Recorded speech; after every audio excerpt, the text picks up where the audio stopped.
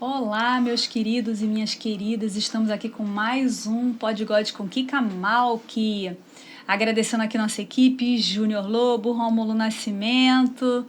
E hoje nós temos uma convidada especialíssima, ela que é técnica em enfermagem, líder da saúde do Ministério Essência, é da Igreja Batista Atitude Barra, coordenadora da Capelaria Hospitalar IBA, e eu vou querer saber o que é IBA, que eu não sei, arquiteta de interiores, enfim.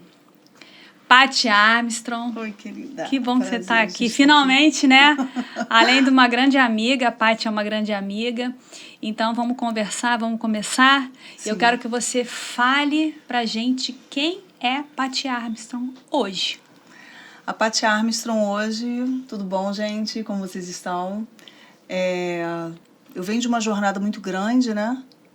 Não somente na área da saúde, mas também dentro do ministério da Igreja Batista Atitude. Estou há 1 ano no ministério, sou técnica de enfermagem socorrista, faço parte do Ministério Essência, que é um culto que nós fazemos todos os sábados, cultos para jovens a partir de 35 anos, jovens separados, jovens também casais, entendeu? A gente faz um culto bem legal, a gente recebe as famílias, é muito bacana, e eu fico ajudando na saúde. E o IBA, que você perguntou, é Igreja Batista Atitude, tá? É a abreviação, por isso que eu coloquei IBA. Eu faço um trabalho com mulheres também, dentro da igreja.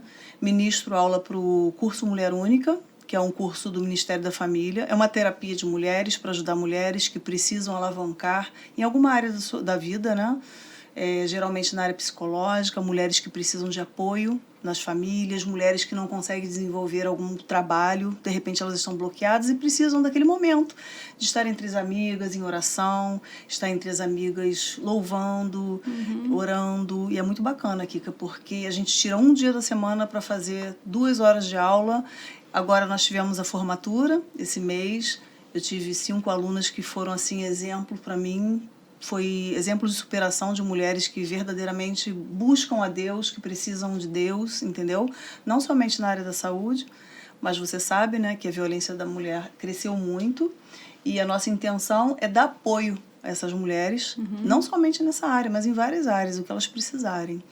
A capelania hospitalar, eu coordeno a capelania hospitalar com mais 2 irmãos e nós damos assistência aos hospitais, levamos apoio às famílias que precisam de oração, que precisam de visita. Tem pacientes que precisam, né, de apoio psicológico, tem pessoas que precisam de uma oração, de um carinho, enfim.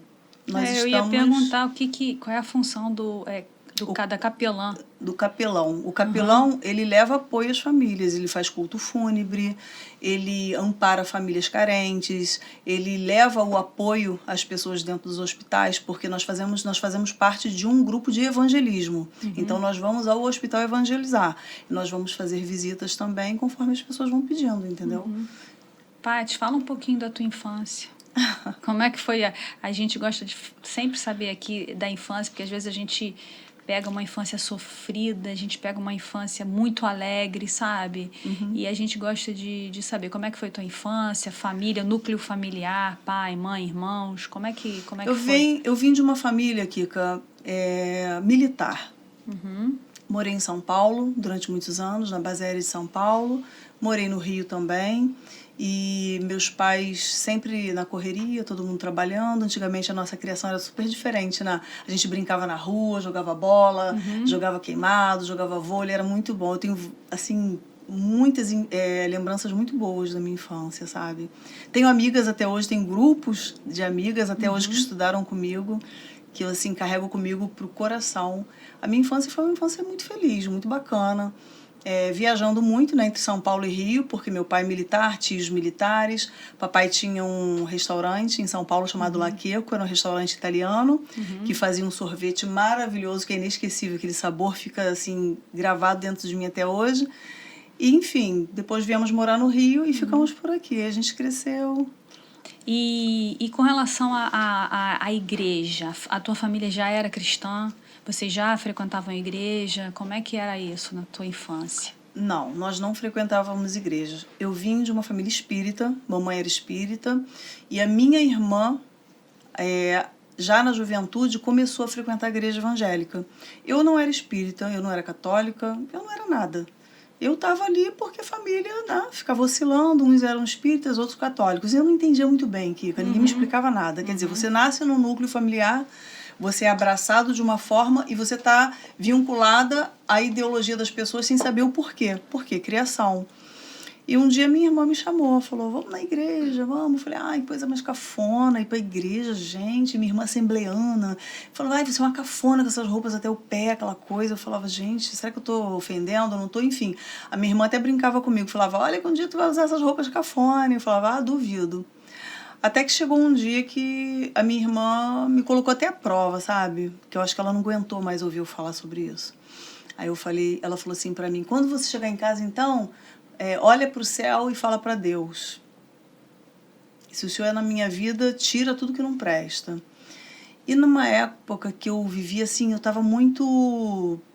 Talvez não, estava na zona de comodismo, estava muito cômoda. Para mim, estar ali, estava tudo bem, casada, meu filho pequeno, aquela coisa toda. E nessa mesma semana que eu falei isso para Deus, que eu desafiei a Deus, eu fui bem mal criada, eu peço misericórdia ao Senhor por isso. Nessa mesma semana eu fiquei viúva. Uau! Fiquei viúva, meu marido morreu e eu vi minha vida de cabeça para baixo. E a minha irmã me apoiou, me amparou, ficou do meu lado. E quando eu fiquei viúva, eu não sabia que eu tinha desafiado Deus, eu não tinha esse conhecimento. Para mim era normal falar daquela forma. Porque até então eu não sabia que falar com Deus era só ter um momento de intimidade com Ele. E naquele momento em que eu me posicionei, que eu olhei para o céu, que eu me prostrei diante dele, eu achava que eu estava desafiando ele, não, eu achava que eu estava afrontando a minha irmã. E aí que veio a prova, né? Eu fiquei viúva e comecei a ter as perdas, né? Que você sabe que a gente, infelizmente, a gente vai pela dor. Tem gente que diz, eu fui pelo amor. Eu não acredito, gente. Todo mundo tem uma dor. Mas é interessante que você, pelo menos do jeito que você está falando, você já acreditava nesse Deus. Já acreditava. Eu pedi as coisas pro universo. Eu nem sabia que existia esse Deus. A minha mãe falava assim pra mim, você tem que rezar pra Deus. Aí eu via Deus na natureza, sou neta de índio, né? E via Deus assim no vento, no mar. Eu olhava pra natureza e falava, é tudo tão perfeito, então tem que ter Deus. Eu sabia que ele existia. E ao mesmo tempo, eu tenho uma lembrança da minha infância muito forte. A gente tinha um hábito de sentar todo fim de tarde no portão de casa. A gente lavava a calçada, aí subia aquele mormaço, sabe? Eu não esqueço isso até hoje. E passava sempre uma família com uma Bíblia embaixo do braço, indo para a igreja. Era a mesma família. A mesma família. Todo dia? Era todo dia. Naquele fim de tarde, 6h, 6h30. E eu olhava aquilo e falava, para onde eles vão com esse livro? Sempre perguntava, né? E eu ficava curiosa. E uma vez eu perguntei para minha mãe, que tanto eles passam aqui com esse livro embaixo do braço? O pipoqueiro tá passando, a gente compra pipoca. As crianças estão brincando na rua, eles não. Eles estão indo com esse livro para onde? Na minha cabeça que eu pensava, eles estão indo com esse livro fazer alguma coisa, ou dar aula, será que são professores, né?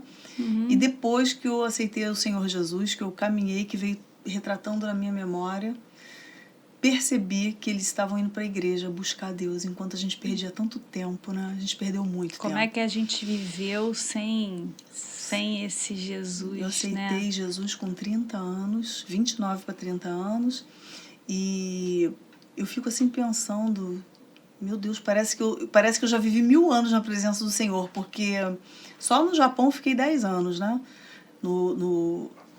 Conta um pouquinho aí pro pessoal que não sabe, o que você foi fazer no Japão? Quando eu estava casada, no meu segundo casamento, eu fui pro Japão, fiquei 10 anos e durante esse tempo eu fiquei na igreja Insejek, que é a igreja da apóstola Valnice Milhones. Nós fazíamos muito estudo da palavra, muito evangelismo, uma igreja muito abençoada, Era sabe? uma igreja de língua portuguesa? Tá variada, né? Porque o que acontece? Eu fui pro Japão, casei, meu marido era preparador físico de futebol do Kashima Antlers, e quando eu cheguei, eu tomei logo um impacto cultural, né? Quando eu cheguei lá, que eu me liguei que eu não falava japonês, nem inglês. Eu fiquei, gente, como assim?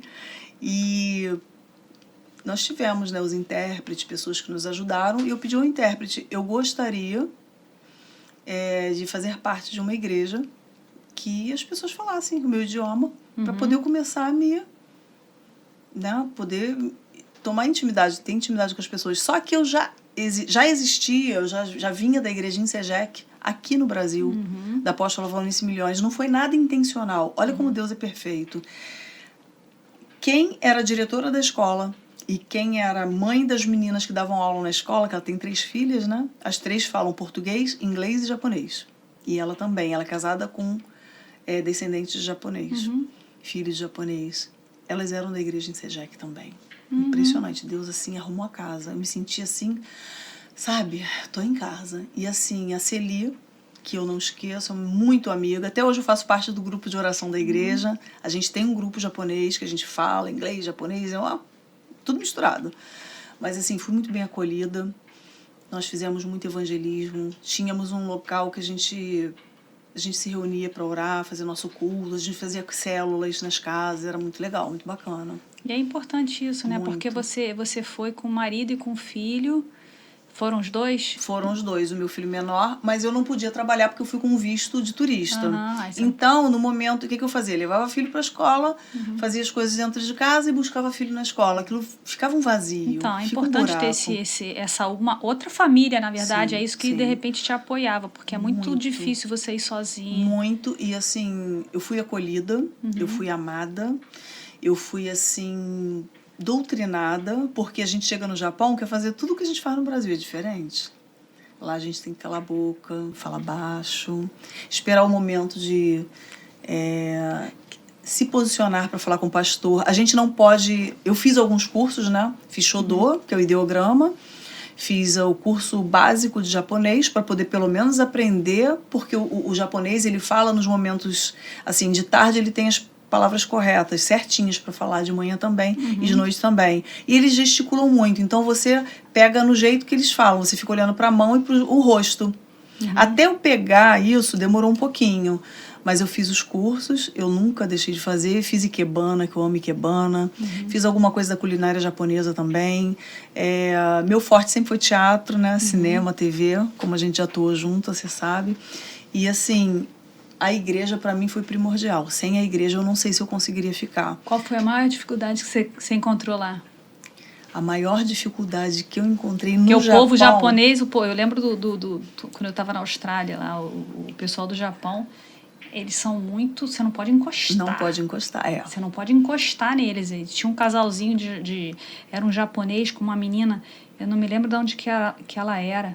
Eles já estavam um mês namorando, o máximo que eles faziam era segurar na mão. Sim. E ele falando que era uma dificuldade muito grande, porque a cultura é totalmente diferente, né? Exatamente. Eu lembro no primeiro culto que eu fui com o pastor Akira Mimura, que eu cheguei vindo do Brasil, primeira coisa que eu fiz, saí beijando todo mundo e abraçando. Já começou todo mundo a ficar meio assim, garota louca, que ninguém toque ninguém. E eles têm um hábito de dar uma varada na pessoa, né? Tipo assim, não pode, não toca. Sai fora. É mesmo? Mas com a vara mesmo? Com a vara mesmo. Meu filho apanhou muito. Meu filho fazia aula de judô, chegava em casa marcado, lanhado, com... Mãe, apanhei, não sei o que. Não, filho, é cultural. Aí foi acostumando, entendeu? E o pastor Akira Mimura falou uma frase pra mim, falou, Paty, você veio do Brasil agora. Então, esse teu momento é de você escutar. E a gente vem do Brasil com aquela agitação, né? Aquela coisa da síndrome do pensamento acelerado, eu querendo falar, eu querendo perguntar. De cara, ele já me deu 5 livros de presente. Ele falou, lê esses 5 livros, quando você acabar, você fala. Gente, eu falei, como assim? Parece até Karate Kid. Eu falei, gente, como assim? E botava o menino para fazer as atividades. E eu lendo os livros, e eu li os livros, e cada vez que eu li um livro, eu falava para ele, pastor, eu já li um livro, ele falta o segundo. Olha. Só me procura quando acabar o 5º. E detalhe, nos cursos, na sala de aula, né? Os professores, quando chegavam, o intérprete falava para mim, só faz o que todo mundo fizer. Não faz nada da tua cabeça. aquele jeitinho deles, tá bom. Aí o professor chegava, todo mundo levantava, eu levantava. Aí o professor colocava o material, olhava pro quadro, tava tudo limpinho. Aí ele arrumava o material dele, aí ele sentava. Aí todo mundo sentava, eu sentava. Chegava a ser engraçado. E assim, fiz autoescola, tirei 10 até na prova, porque era só múltipla escolha, tudo ideograma japonês. Eu falei, Jesus amado, o que eu faço? Onde eu escolho? O intérprete falou, olha, onde tiver... Eu passei 2 meses com ele estudando para fazer a prova. Você vai ter que fazer assim, assim, assim, assim. E assim, é tudo tão mecânico, porque eles são tão organizados, mas tão organizados, que as perguntas são as mesmas. Entendeu? Então ele já sabia como era a prova. Você já decorou aquilo dali. Ele falou, a número 1 é isso, aperta a segunda, terceira, quarta, quinta, Deu a cola. Ichi, ni, san, shi, go. Ele contando de 1 a 5, ai, Jesus amado, me ajuda. E eu orando, falei, Senhor, eu tenho vontade de fazer a tua obra, fazer obra de missão. Eu tenho vontade de fazer Jokun. Eu tenho vontade de ir lá para Nagoya. Tenho vontade de pegar esse trem-bala e sumir, mas eu não quero esses intérpretes atrás de mim. Por quê? Porque são todos budistas. Eu tenho que respeitar. Isso. Né? Porque eu estou no lugar Liberdade deles. religiosa, sempre. Mas eu quero também ser respeitada. Só que eles não entendem o evangelho. Não adianta você explicar, você explica. E assim, o japonês, quando ele se converte mesmo. É uma coisa assim surreal. Eles são muito dedicados ao que fazem. E eu pedi muito a Deus, sabe? Entrei no propósito e, graças a Deus, eu tirei minha carteira japonesa, porque eu tinha tirado a internacional aqui, mas não tem valor lá, tá? Ele quer ver você dirigir, ele quer ver você fazer todas as provas. Eles colocam um gatinho embaixo do seu carro para ver o que você vai fazer com aquele gato debaixo do seu carro. Você tem que parar o carro, abrir a porta, tirar o gato. Se o gato estiver lá embaixo, você tem que se jogar debaixo do carro, pegar o gatinho, pôr dentro do seu carro, deixar o gatinho ali. Quando o gatinho estiver calmo, tem que cuidar do gato, cara. É uma coisa assim, eles têm um amor a bicho, idoso e criança. Se você não respeitar essas 3 normas, você tá fora. Então, assim, o intérprete falou, Paty, você tem que cuidar do animal. Como que você cuida lá no Brasil? Eu falei, com carinho, é um bicho. Então, você vai fazer a sua parte. Eu não posso dizer como você deve fazer, aí já é demais. E eles colocaram um gatinho embaixo, né? Quando eu parei o carro, que eu vi o gato, falei, gente, vou atropelar o gato. O que eu fiz? Desliguei o carro, abri a porta, peguei o gato. Ninguém tinha nem falado isso pra mim, ele falou depois. Aí coloquei no banco, eu falei, gente, eu acho que vou levar pra mim. Aí fiquei com aquilo na minha cabeça, né? Aí o professor veio e falou, você tá aprovada. Porque tem um momento, né, da prova que eles colocam, que eles fazem você fazer a prova na íntegra, como você estando mesmo na pista. Chovendo, um idoso passando, o sinal estava aberto para você, o idoso passando. O que você faz?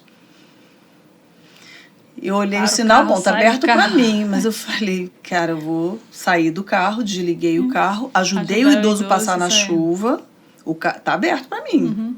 Eu volto pro carro, ligo o carro, espero o sinal abrir e vou. Lá você pode fazer isso, né? Porque aqui se você sai do carro, quando você voltar, você não tem mais carro. É verdade. Nem idoso, nem carro, eles levam tudo.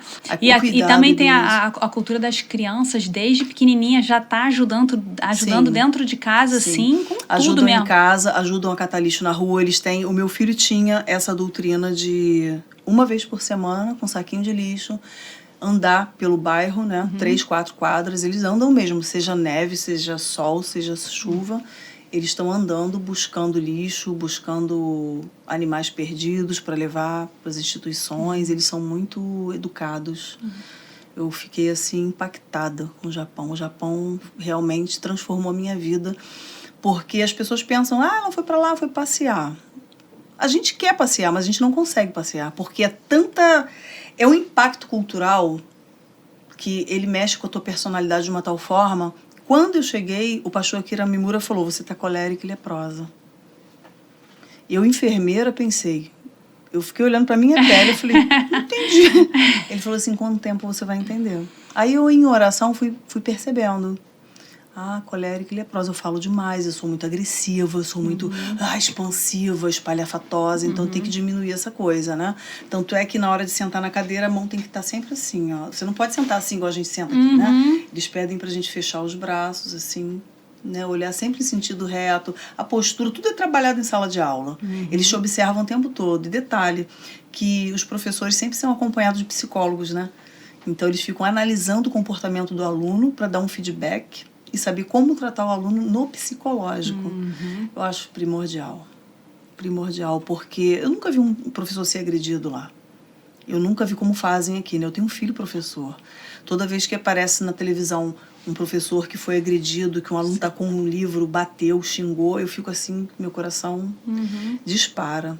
Uma das coisas que me chamou muito a atenção no Japão, eu fui a Nagoya, peguei o trem-bala depois que fiz a minha prova, que eu pude dirigir. Fui com uma amiga e meu filho. Fui a Nagoya, na Cruz Vermelha do Brasil, que foi onde eu me formei aqui no Brasil, em enfermagem, e visitei o hospital, que era meu sonho. Eu falei, eu tenho que visitar, eu tenho que conhecer esse hospital. Gente, eu não vi um fio de cabelo no chão. Um paciente em cada quarto. As enfermeiras pareciam comissárias de bordo. Menina, tudo limpinho, arrumadinho. Eu falei, gente, como assim? Com aquele chapéuzinho de enfermeira público, que a gente vê exatamente. em Hospital filme. Público. Eu imagino particular. Porque, assim, muito bem tratados, sabe? O idoso tem uma ala só de idoso, um andar para idoso, um andar para criança, entendeu? Então, assim, tudo muito organizado. Eu fiquei olhando, falei, gente, que remédio é esse? Querendo saber, querendo catucar, né? Coisa de enfermeiro mesmo, querendo mexer. Fiquei maravilhada. Você conseguiu fazer trabalho missionário lá ou não deu tempo? Olha, nós fizemos alguns trabalhos missionários dentro das sunacos. Sunacos são casas de prostituição. O que a gente fazia? A gente não podia falar, porque é um país comunista. Todo mundo diz, não é comunista. É comunista. Você não pode sair com a Bíblia na mão. Você não pode ter uma igreja de porta aberta. O que eu fazia? Eu criei isso com as minhas irmãs de oração. Eu tinha uma irmã, tenho até hoje lá, né? Minha amigona, que ela falava assim pra mim, Paty, eu sou bruxa, mas a única crente que eu gosto é você. Aqui na minha casa não entra crente. Ela tá até hoje lá, uma paraense que eu amo, Mariabe. Ela falava assim, cria alguma coisa pra gente ir lá na Sunaco, porque o Zé Acusar deixa a gente entrar lá. Aí eu entrava lá, eu gravava a Bíblia em pendrive. Era a única forma que eu tinha de evangelizar. A gente colocava por dentro, botava uma blusa de gola alta, colocava por dentro do sutiã, né, da blusa, nas mangas, e toda vez que eu dava um abraço, eu jogava dentro da blusa dela. Era a forma que eu tinha de evangelizar. Então, o que ela devia pensar? Bom, se ela colocou alguma coisa na minha roupa para ninguém ver, eu vou ver no meu computador, né, no telefone. Porque lá, alta tecnologia, gente. Lá é muito rápido. Aqui tá chegando, lá já tá cansado de ter, né? Então, a gente fazia esse evangelismo. A gente fazia o Ministério da Apóstola Valnice Milhões, é um ministério muito rico em criatividade, em amor, em união. Nós fazíamos sopa para distribuir para pessoas na rua. Aliás, mendigo é quase que zero, né? Não tem quase mendigo no Japão, você não vê. E os que tem, poucos que tem, eles têm abrigos da prefeitura, do estado, enfim. Nós, como visitantes, já temos o plano de saúde que eles dão para, se tiver catástrofe, né? Como teve tsunami. Então, assim, a gente foi muito bem cuidado e essa parte missionária ela é muito bem vista até pelo governo do estado e pelos municípios, né, de Baraquiquém, que foi onde eu fiquei. E vem cá, e você lembra como é que foi a tua transição do espiritismo para a igreja evangélica? Foi. Eu acho que foi mais impactante do que ir para o Japão. Porque a gente adquire hábitos, né, na infância e a gente vê coisas que... no espiritismo, o que eu vi pessoas feridas, eu vi pessoas carentes, eu vi pessoas que foram educadas a estarem ali, mas não escolheram estar ali. E quando eu me posicionei, que a minha mãe disse que me levou para o centro de Macumba, porque quando eu era pequena eu ficava toda roxa, eu ficava toda torta, e o único lugar que eu ficava boa era ali. Aí teve um dia que eu perguntei, a senhora já me levou na igreja? Foi o primeiro tapa que eu ganhei. Eu não esqueço disso. Ela falou, não, pra que eu vou te levar na igreja? E aquilo chamou muito a minha atenção. E eu conversei com uma... Naquele momento você começou a ter preconceito? Não, nenhum, porque tipo eu assim, nunca tive resistência. Pra que eu vou levar na igreja, de repente a mãe falando pra filha, pra que eu vou te levar? Então não deve servir de nada. O que me chamou a atenção foi minha mãe não ter me levado à igreja e ter me levado pra Macumba.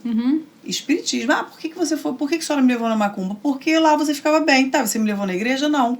Aí me deu um tapa. E aquele tapa não doeu na carne, aquilo doeu no meu caráter. Eu falei, por que eu não posso escolher? Eu já tenho 18 anos, eu estudo, eu tô começando a trabalhar, eu continuo fazendo o que o outro quer. Então aquilo chamou a minha atenção. Eu comecei a buscar, a entender. E engraçado que eu tinha assim, várias amigas crentes, mas ninguém falava de Jesus para mim. Até que um dia, depois que eu fiquei viúva, né? E eu desafiei a Deus e eu comecei a perder tudo. Tudo que eu digo, eu criava cavalo, tinha 51 cavalos, que eu construí em 6 anos, morreu em um mês. Então, para mim, foram coisas que foram acontecendo e foram começando a mexer comigo. Colocaram fogo onde eu morava, minha casa, meu sítio, assaltaram, porque até então eu morava com uma pessoa, eu era casada, eu tinha funcionários, aí começaram a roubar tudo, e eu comecei a perder tudo.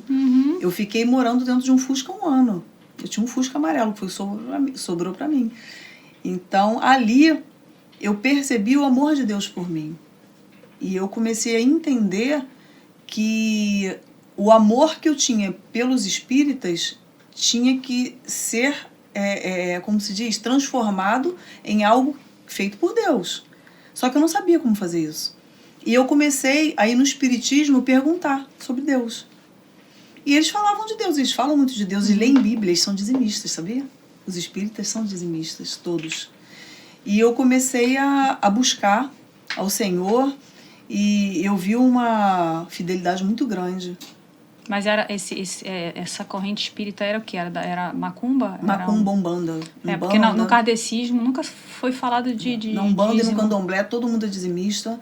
Todo mundo não dá dízimo para Deus, mas dá dízimo, entendeu? Da forma deles. E eu lembro até hoje que eu conversei com uma mãe de santo, a Cléo, e eu perguntei a ela como tudo funcionava, como era essa transição, justamente como você perguntou. Ela falou assim para mim, esse tipo de pergunta não é feito aqui dentro.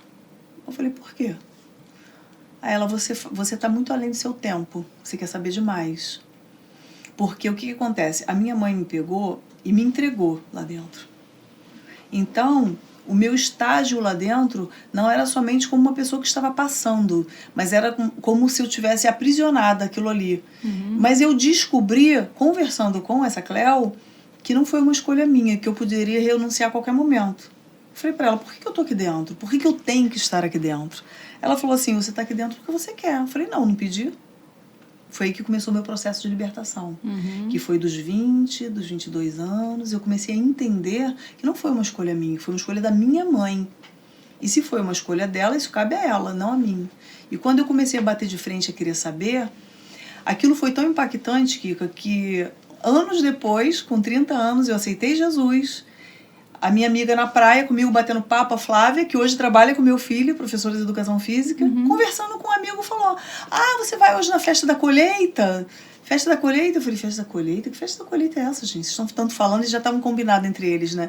Porque hoje tem a festa da colheita. E eles não sabiam que eu estava morando dentro de um Fusca. Eu já estava num processo doloroso. E eu falei, Washington, que festa da colheita é essa, Washington? Não esqueço deles até hoje. Aí ele falou, é uma festa que tem lá na nossa igreja. Eu falei, que igreja? Que igreja? Ué, você não sabia que a gente é da primeira igreja batista de Campo Grande? Eu falei, não, ninguém nunca me falou isso. Quer ir com a gente? Eu falei, vou. Eu falei, não tô fazendo nada. Eu falei, eu não tenho essas roupas cafona que a minha irmã tem, não. Como é que faz? Patrícia, do jeito que tiver, você vai. Eu lembro até hoje, estava de calça jeans, camiseta e tênis, fui. Quando eu coloquei o meu pé na porta da igreja, primeira igreja batista de Campo Grande, Kika, eu vou te falar, eu não sei te explicar. Eu senti como se tivesse um vidro na minha frente. Começou a me dar um negócio, sabe? Quando eu comecei a sentir meu corpo todo pinicar. Te incomodou? Me incomodou muito. Eu falei, gente, parece que tá caindo coisa do meu corpo. Pareciam correntes. Eu tive essa sensação. E eu me coçava, e eu olhava pra frente, eu olhava pra trás, e eu falava, vamos, entra. Entra. Eu falei, entra onde? Eu não via a porta da igreja. Eu via como se tivesse uma parede na minha frente. Eu lembro que ela segurou no meu braço e me puxou. Quando ela me puxou, eu via como se fosse um fogo, assim, passando por mim. E eu, enfim, vi a igreja. Mas eu entrei dentro da igreja uma fraqueza. É como se eu não tivesse, assim, como se eu tivesse sem me alimentar há muito tempo. E esse dia foi num domingo de Santa Ceia. E quando eu Eles olhei... também têm aquele ritual do lava-pés? E eu fiquei, assim, muito impactada com o respeito, o carinho, a educação. Eu não sabia... O acolhimento? Acolhimento. Eu não sabia que eu não era para tomar Santa Ceia. Eu peguei a ceia e tomei. Todo mundo tomando ceia. Falei, vou tomar também, que isso? Ela, Flávia, não falou nada. E assim, nessa época eu trabalhava numa escola. Eu trabalhava na administração de uma escola. Logo depois, né? E eu lembro que o pastor fez um apelo. Ele falou assim, eu não esqueço até hoje aquele apelo. Ele falou assim, se tem alguém que queira confessar diante do homem e queira aceitar Jesus como seu único e suficiente Salvador, seja corajoso, vem aqui na frente. Quando ele falou seja corajoso, eu senti aquilo como uma afronta, né? Porque a gente vem do mundo, tem aqueles hábitos de achar que vai arrumar confusão com todo mundo. Eu falei, vem cá, ele só pode estar tirando onda com a minha cara, não é possível. Aí o Washington me vira e fala assim, quer ir lá na frente? Eu te levo. Eu falei, eu quero, vou lá falar com ele, vou acabar com esse culto agora. Assim mesmo, fui. A única pessoa que aceitou Jesus aquele dia fui eu. Detalhe, que eu cheguei na frente, a voz não saía, que eu queria gritar com o pastor, menina. Eu falei, e não saía. Foi me dando um engasgo, eu olhava pro Washington, tá tudo bem? Eu não conseguia falar, eu perdi a voz. E o pastor falou, levanta a mão se você tiver coragem. Aí o que eu pensei? Se eu levantar minha mão, eu vou estar afrontando ele. Só que não é bem assim, né? Eu lembro quando eu levantei a minha mão, que eu olhei para trás, todos os funcionários de onde eu trabalhava estavam lá, me olhando. Eu acredito uma coisa, a tua dor, ela tem uma ligação muito forte com o teu propósito, com o propósito que Deus tem contigo. E eu percebi que aquelas pessoas já oravam por mim. Aquilo me impactou muito. As pessoas vinham me abraçar. E cada um que me abraçava, eu percebia que tinha algo assim que já estava ligado ao que eu estava passando. As pessoas sabiam que eu tinha ficado viúva, as pessoas sabiam que eu tinha perdido tudo, as pessoas sabiam que eu morava dentro de um Fusca. Mas eu, com a minha pose, minha prepotência, minha altivez, eu com a minha soberba, eu nunca deixei a peteca cair. Eu chegava nos lugares, não parecia. Eu chegava de sapato alto, arrumada, linda, maravilhosa, maquiada. E todo mundo foi olhando, né? Sabia que minha casa era meu Fusca. Enfim, e daquele dia pra cá, realmente Deus transformou muita coisa na minha vida. Abriu portas, sarou feridas, eu tive um câncer e muita coisa aconteceu. Nossa, Deus me livrou de muita coisa. E eu lembro que a minha irmã, o tempo todo conversando comigo, sabe? Me apoiando. Eu voltei naquele terreiro de macumba, eu evangelizei a Mãe de Santo. Hoje aquele terreiro é uma igreja, aquela Mãe de Santo é uma pastora, aqueles meus irmãos que eram do espiritismo, todos estão na presença do Senhor. E tua mãe? E minha mãe, eu levei ela para Jesus. Minha mãe hoje é coordenadora da Igreja Universal, é obreira da Igreja Universal, veio para Jesus. Meu pai também foi para Jesus, graças a Deus. Meus irmãos que eram kardecistas, todo mundo foi para Jesus que era espírita. Foi você... Eu fui a coluna. Exatamente. A menina que dava trabalho, a menina que era doente, a menina que minha mãe falou, cuida dela aí que eu não quero ter esse trabalho. A menina que ela falava, que chamava de feia, de burra, foi a menina, exatamente a menina, como Davi, né, que ficava por detrás das malhadas, cuidando, matando leões e ursos que ninguém via. Foi lá, Deus falou, não, peraí, tu é franzina, tu é pequenininha, tu é feia, mas é você que eu quero. E Deus me usou com uma potente força mesmo, porque não foi fácil. Desse tempo que você aceitou Jesus até os dias de hoje, teve algum momento que você deu uma afastadinha? Lógico, deu. Teve um momento que realmente foi momentos muito difíceis. Que eu passei, por exemplo, quando a minha irmã faleceu. Minha irmã teve câncer, eu até me emociono, você já teve uma irmã, né? Não é fácil falar dela. Porque Ela que te levou para Jesus? Tudo ela. E ela falava tanto, cada vez que eu lembro que eu chamava ela de cafona. E eu não tinha roupa. E ela falou assim pra mim, veste as roupas da cafona, porque a unção que tá sobre a minha vida vai desatar na tua e tu vai ser liberta. E tudo isso aconteceu, foi um processo muito difícil. Mas a minha irmã foi primordial na minha vida, foi essência, sabe, na minha vida. E ela falava, você vai ser uma grande mulher de Deus, você tem um chamado missionário. Você vai às nações pregar o evangelho. E ela falava pra mim, eu não sei se eu vou. Eu tenho 5 filhos. você só tem 2. E eu falava, mas, ué, o Deus que você serve não é onipotente, onisciente, onipresente? Então, se ele vai fazer, ele vai fazer. E assim, eu tenho muita lembrança da minha irmã. A gente não sabe os planos dele, né? Eu lembro dela no Hospital Geral de Ipanema. Ela falava pra mim, minha irmã, vamos orar. Ela rindo, ela brincando. Eu tenho fotos lindas com a minha irmã. Na época eu estava trabalhando em campanha, eu vim candidata a vereadora. E Deus falou muito forte. Um dia eu estava em cima do carro, eu olhei assim aquela multidão de gente. E na época o prefeito colocou o microfone na minha mão e falou, Paty, é contigo agora. Comanda essa galera aí, porque você sabe que aqui você tem voto. Eu olhei pra cara dele, respirei e eu tinha falado pra minha irmã que eu ia largar tudo. Ela falou, larga não. Você vai até o fim, você vai conseguir. Mas ali eu senti Deus. Eu olhei assim pro céu. Sabe quando vem aquele solzinho? Não era aquilo que ele queria pra você. Você sentiu? Deus falou, larga isso tudo e vai atrás da tua irmã.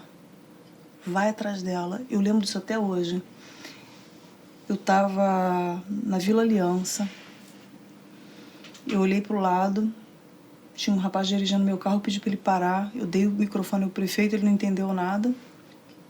Peguei meu carro e fui direto pro hospital. Eu falei, daqui eu não saio, enquanto tu não estiver boa. E acompanhei todo o processo dela, na hemodiálise, em tudo, levando os filhos dela, né?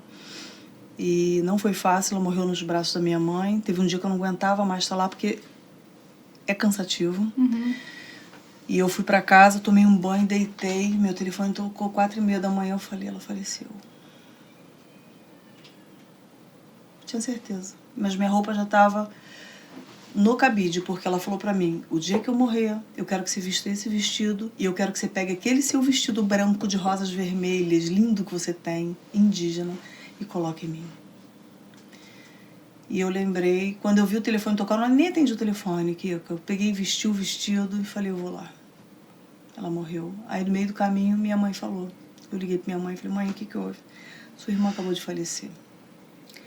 Eu cheguei no hospital, ela ainda estava sobre os últimos suspiros.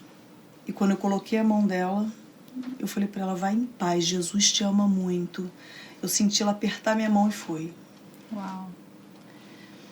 Aquilo me marcou muito e dali minha mãe foi para casa, eu olhei pro lado, não tinha mais ninguém, eu falei agora, e Deus falou no meu coração, agora é contigo.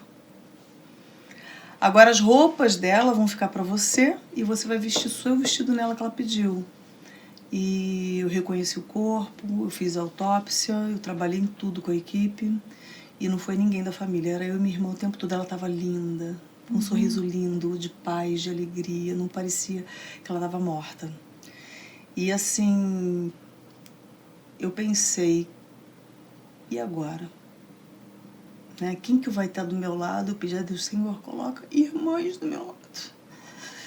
Mulheres assim precisam de mim. Mulheres que sejam minhas amigas, porque minha irmã foi muito minha amiga. Ela me deu o melhor que eu tenho na vida, que é Deus. Eu não podia ter a paz que eu tenho. Gente, eu tomava um copo de cachaça com Lexotan e não dormia. E a minha irmã falou, para com isso. Isso é loucura.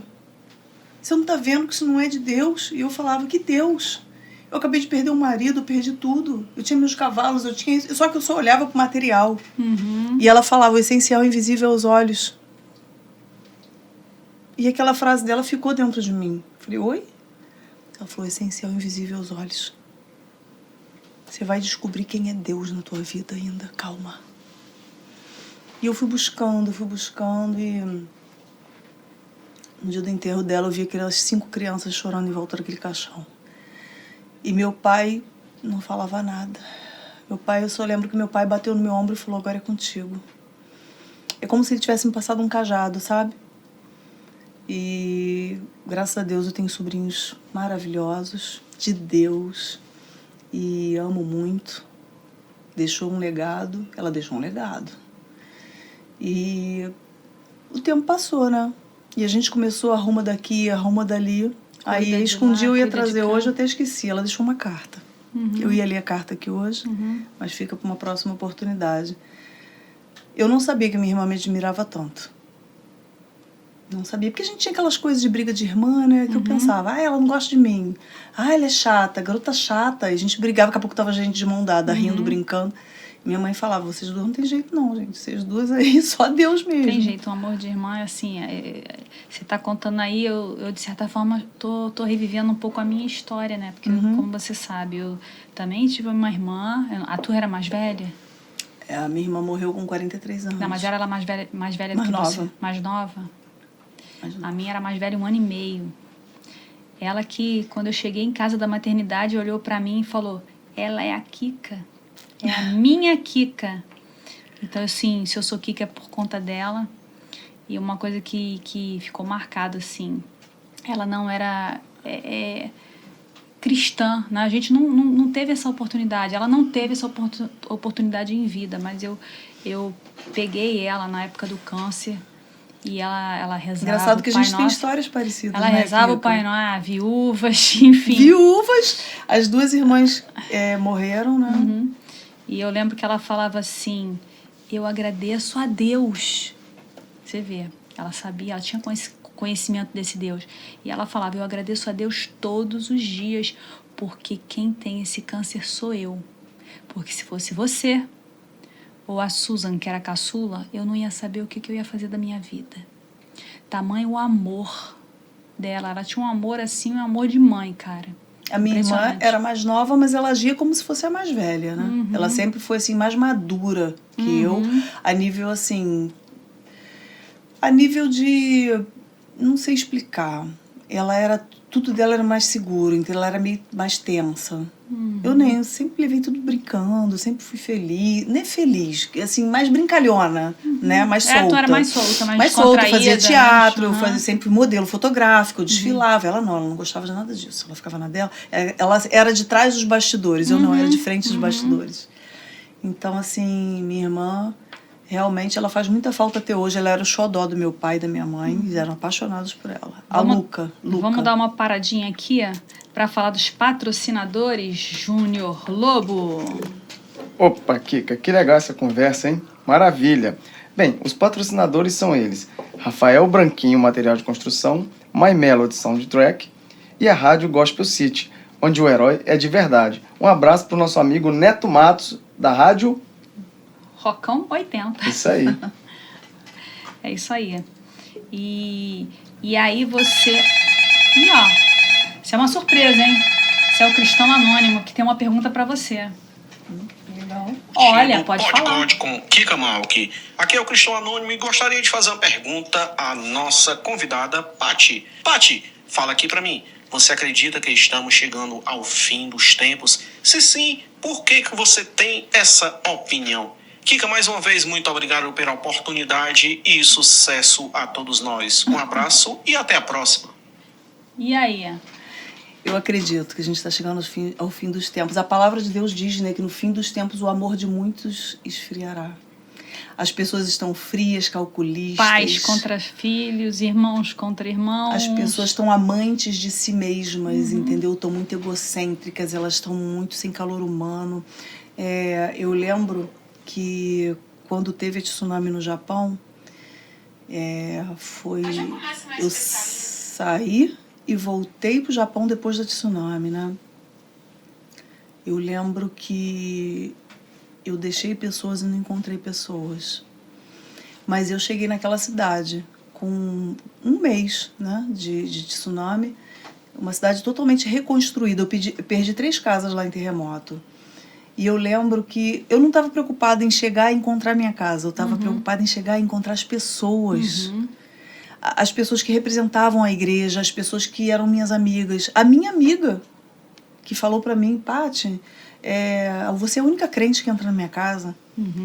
Né? E até hoje a gente é muito amiga. A gente conversa, a gente faz vídeo, a gente tira foto online. Fala, amiga, que saudade de você.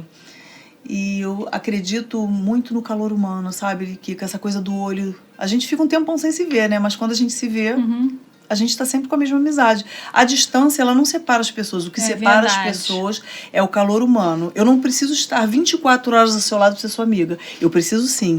Quando você me procurar, eu estar ali com a mesma fidelidade sempre. e pautada nas leis de Deus. Isso para mim é muito importante. Eu tenho 2 amigas que eu sempre falo. Primeiro, eu tenho a mim mesma. Depois eu tenho a você. Então, assim, quando a gente está diante da lei de Deus, quando a gente está seguindo tudo da forma que Deus quer, as coisas elas se conectam de uma forma muito leve. E tudo que traz paz tem Deus, né? Se está tirando a tua paz, Deus não está. Agora, nesse momento, eu creio que Jesus está voltando. E está voltando, assim, rápido. Eu deixo para essa nova geração que estejam alertas aos sinais. Porque Eles vocês são os sinais, né? E a gente tem que honrar mais pai e mãe também, né? A gente tem que, independente dos erros ou acertos que eles tiveram, eles estão sendo continuidade de alguma coisa, né? Eu acho que a gente tem que quebrar esse tabu e amar mais, que o amor, ele quebra a cadeia de maldição. E a gente erra também, né? Como mãe, isso aí não tem jeito. Antes da gente perdoar alguém, a gente tem que se perdoar, porque a gente se culpa muito, né? E quando eu ministro curso para mulheres, eu falo muito para as meninas, a gente tem que se perdoar, vamos orar. Porque nós não somos uma corrente, que a corrente ela abre, nós somos uma aliança. A gente tem que entender que o amor ao próximo, o respeito, o carinho, a gratidão principalmente, ela transforma tudo. Ela quebra a cadeia de maldição, o amor. E eu sempre falo para as minhas alunas, estejamos independente da distância, juntas. Eu não acabo com os grupos, tá? Acabou o grupo daquela turma que formou, a gente está lá. Fala nisso, fala um pouquinho desse teu trabalho, desse curso, desse ministério. É voltado para mulheres que sofreram violência em casa? Como voltado para mulheres que precisam de Deus. Porque ele vai entrar nos lugares secos, onde a gente pensa que está tudo bem, não está tudo bem. Nunca está tudo bem. E às vezes a gente está passando por um problema que a gente nem sabe que aquilo existe. Porque entra no comodismo emocional, né? As pessoas se sabotam. Às vezes a mulher é violentada e não sabe que aquilo é uma violência. A intenção do grupo é nós fazermos uma terapia em grupo para que nós venhamos nos aproximar cada vez mais de Deus. Para que a gente venha entender que a palavra de Deus é que vai entrar dentro do problema curando. Porque tem pessoas que querem... vamos resolver na mão. Vamos resolver nas palavras, nem sempre é falando, é orando. E através de, exatamente, da oração, ia falar, deve ter muita oração intercessória ali. Muito tem. Equilibrando o campo das emoções, trazendo a mulher para uma realidade pautada dentro do evangelho, para que ela venha se conscientizar que não é ela e nem é outro. É algo espiritual que está naquele meio ali, trazendo alguma coisa que está trazendo um desconforto para ela. Então a gente coloca tudo pautado no evangelho, para que a mulher venha entender que ela tem que se aproximar de Deus. Se aproximando de Deus, ela vai estar em paz. E trazendo paz, ela vai conseguir se conectar com o universo. E né? tem muita... você vê muita dificuldade em algumas delas? Olha, eu vou lhe dizer, eu tenho me surpreendido. Porque a primeira aula, vamos dizer, ela chega um pouquinho resistente, um pouquinho envergonhada. Aí a gente tem uma coisa chamada oração do sigilo. O que acontece dentro da aula não pode ser dito. Então a gente faz uma oração apresentando todo o comando da aula ao Espírito Santo. Se você, na hora que for falar, você vai se sentir incomodado, o Espírito Santo ele vai te incomodar. E você vai se calar. Porque elas revelam coisas íntimas delas, que elas passam com mãe, com marido, com filho. Então é necessário que nesse momento a gente venha se conscientizar que tudo que a gente está falando ali, a gente não está falando para a gente está falando para Deus. Entendeu? E através da ministração, da oração, através de todo o mecanismo dos trabalhos, é muito bacana, sabe? A gente lê um livro, a gente responde juntas um questionário e a gente debate ao mesmo tempo nas aulas esse questionário, juntas, entendeu? Normalmente essas mulheres já são da igreja ou vocês pegam mulheres de fora e não vocês fazemos acepção, pode ser de qualquer denominação, pode ser espírita, pode ser crente, pode não ser crente. Vocês conseguiram já conversão de algumas delas? Sim, mulheres espíritas, mulheres que não acreditavam em Deus, mulheres que vieram da droga, mulheres que vieram da prostituição, mulheres.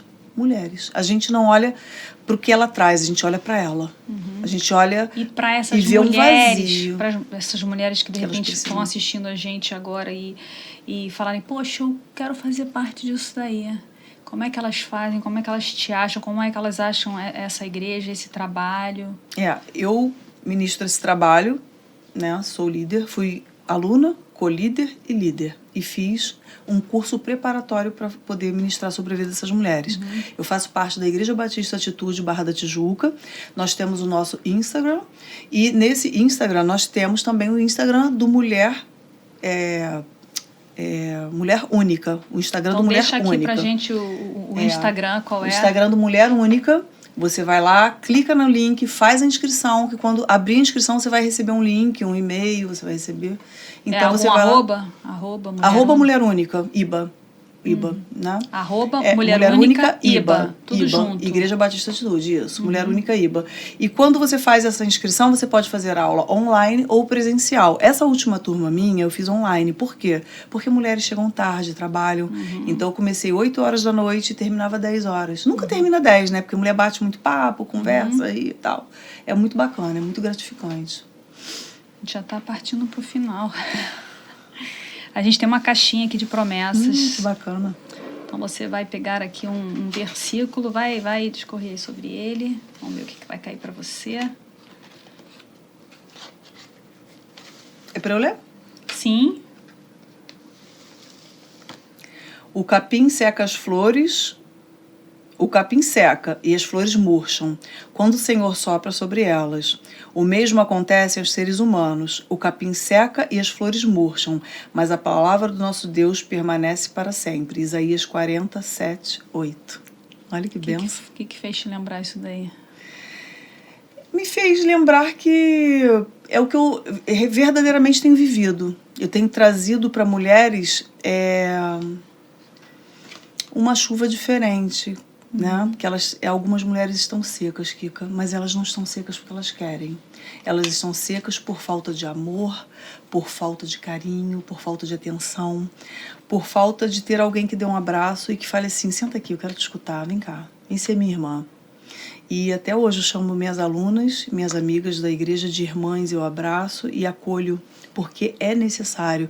Eu, quando acolho, estou sendo acolhida. Exato. Eu, quando escuto, eu sinto que um dia alguém vai me escutar também. E a gente troca informação, a gente dá, né, exemplo de uma para outra. Isso é muito bom.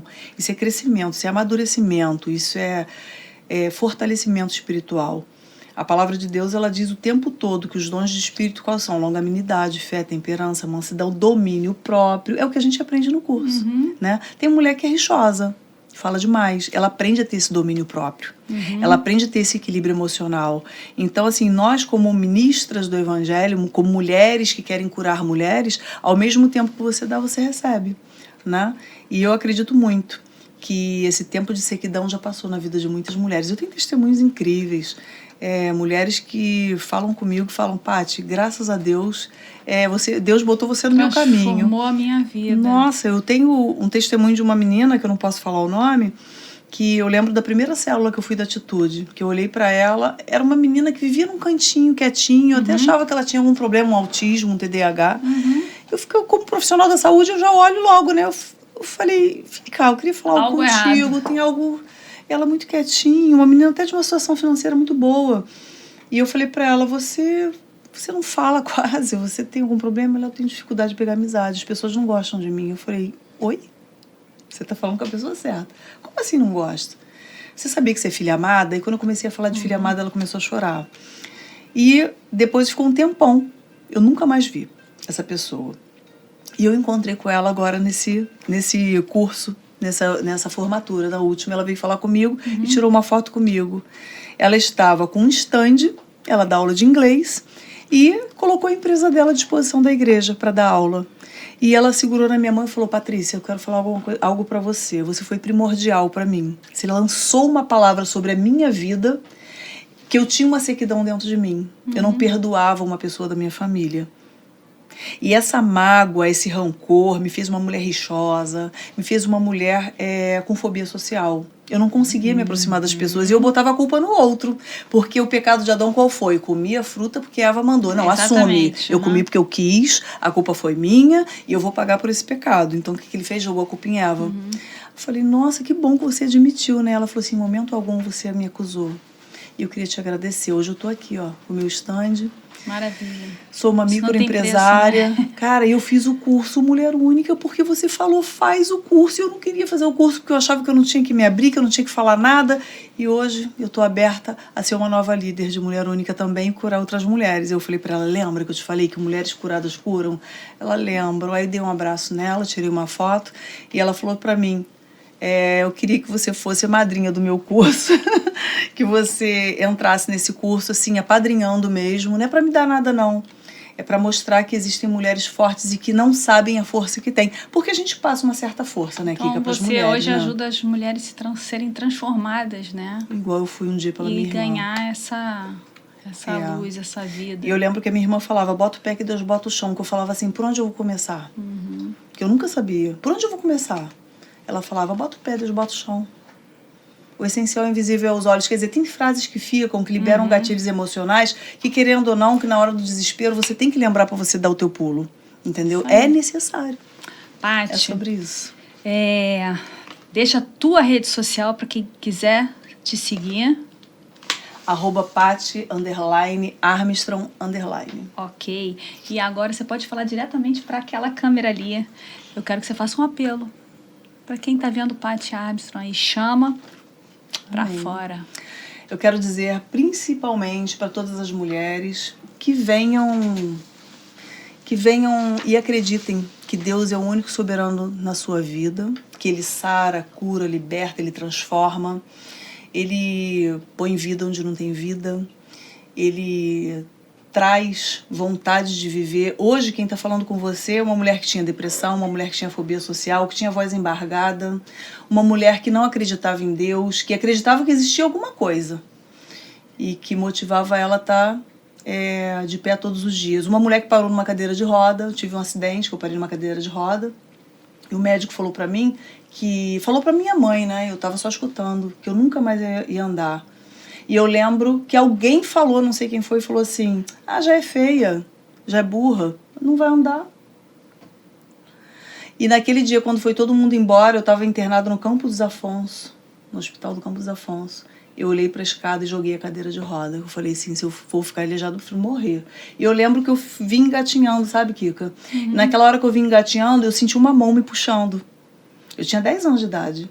Eu senti uma mão me puxando e eu olhei. Quando eu olhei, eu não vi ninguém. Eu falei, gente, que mão é essa? Quem que me puxou? E o médico, quando veio, os enfermeiros, meu Deus, que loucura, ela se jogou. Naquele momento que eles falaram, eu lembro que eu levantei sozinha e fui andando.